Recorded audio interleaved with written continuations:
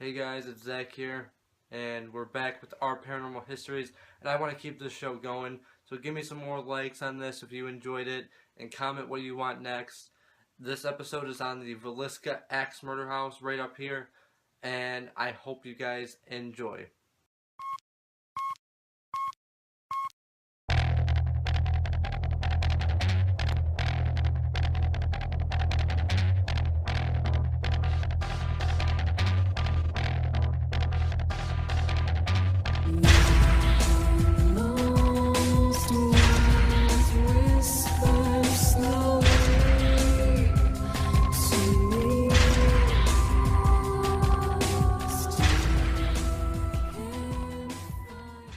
Alright, so let's begin with the history of the house itself.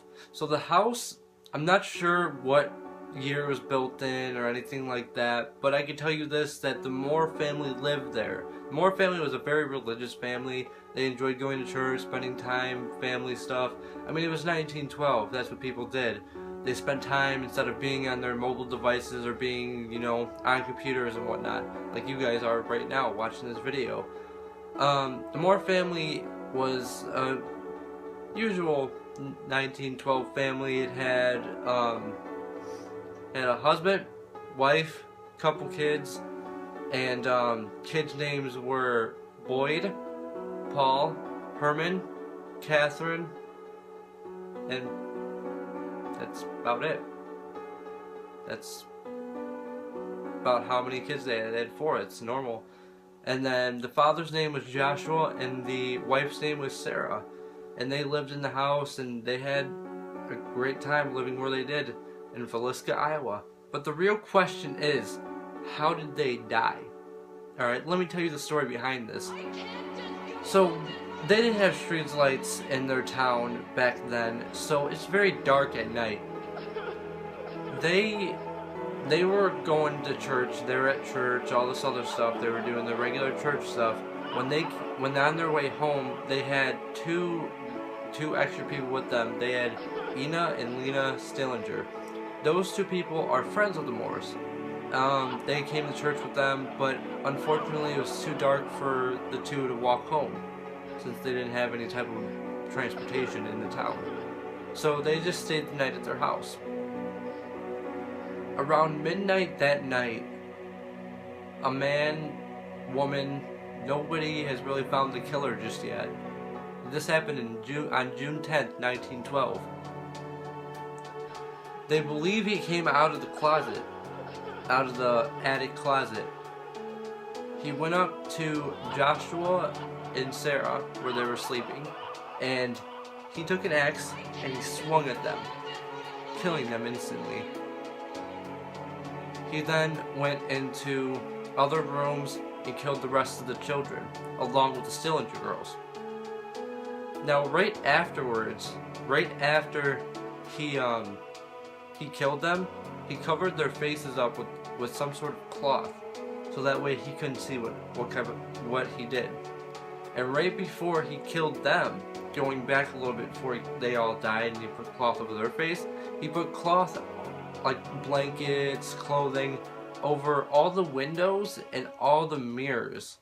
It's pretty interesting if you think about it, because either he's trying to make sure nobody sees who he is, or he's trying to make sure that nobody realizes what kind of monster he is.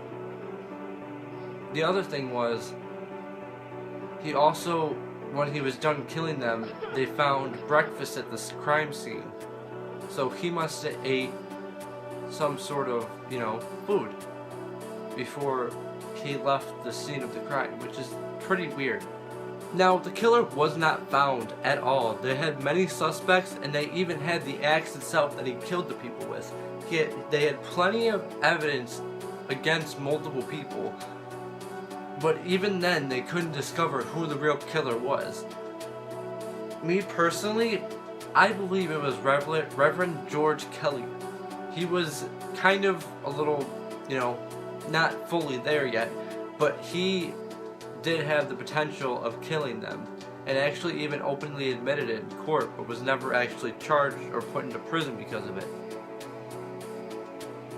Also, his wife even said that he did it. The only reason the people found out about the deaths of the Moors was because they knocked on the door and they didn't have an answer, so they called the police instantly. I personally think it's Reverend George Kelly. I mean, hell if I know, it could be completely different. I mean, honestly, it really could. But tell me what you think in the comments. Alright, now time for one of the best parts of this show, the paranormal side of it. Me personally, I do agree that this place is totally haunted. I've been here before, I've hunted here, and oh my god is it haunted. Now, I didn't catch as much as I hoped to caught. I filmed bits and parts of it. Now the camera I was using was not accessible, so I wasn't able to use it on like any type of device, like upload it or anything like that.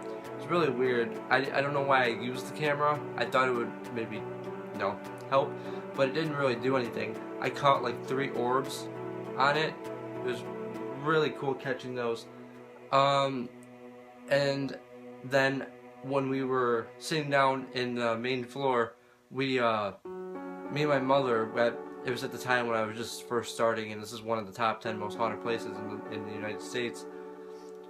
We were sitting down in the general sitting area, the living room, and we heard babies crying upstairs, which there was a baby in the family, and it sounded like it was coming from upstairs where the baby crib was. Also, we heard footsteps upstairs on the hardwood floor, and we were the only ones in the house. The house is pretty small, and it was awesome hearing that, because it would not stop. It was just constant footsteps like the whole entire time. I didn't want to go up there to check, because if it stopped, then I wouldn't have had that awesome experience hearing that the whole entire time. Yes, I think it's haunted. Yes, I think maybe the killer is there. I mean, the case isn't closed. I feel like if we really attach ourselves to the paranormal, maybe we could go back in there and we can like find out who the killer is. And I know there was a investigator that went there, and they said, and they caught a BBC that said it was Reverend Kelly or something like that. I don't remember what it was. To conclude this episode, I'd like to say thank you guys for getting us to 100 subscribers. I know we got there a while ago, then we lost some, now we're back there again. And thank you for watching this episode. I hope to continue this. This is so much fun to me. I hope you guys are enjoying it a whole lot. Comment what you want next. I'm thinking about doing an asylum episode next. Tell me what asylum I can do. Tell me another place that I can do. Tell me something. I don't know, something. I hope you guys enjoyed this. Like, comment, and subscribe, and I will see you guys later.